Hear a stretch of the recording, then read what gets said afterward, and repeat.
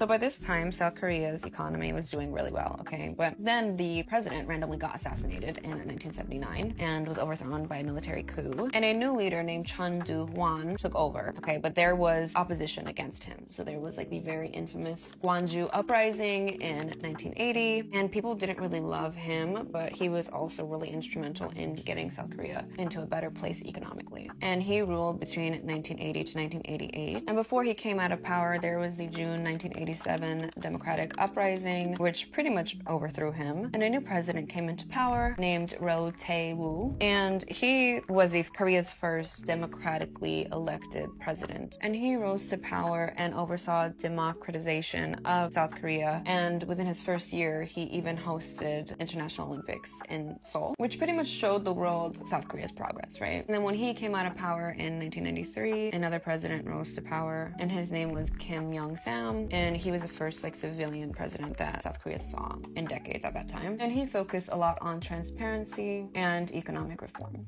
So overall, although there were periods of political unrest, South Korea was seeing like a positive trajectory in their economy, okay? And by the 90s came, they were leaders in innovation in technology, and government policy began to shift towards research and development, which is really instrumental in making Korea what it is right now, okay? And I'll get into a little bit more later. Okay, and they continue to invest in STEM and overall research for the country. And all of this eventually paid off because Korea now ranks as one of the top countries for higher education. It is ranked significantly in like pop culture. I mean, like you see like K-pop stars everywhere, and you know, it's like they're really doing their thing. And a lot of it has to do with like the emphasis that they put on, you know, like researching and kind of like catching up with the world and contributing to the world in that way. And they were smart because they spent about 4% of their GDP back into research so that they could continue to grow and, you know, learn as the world changed.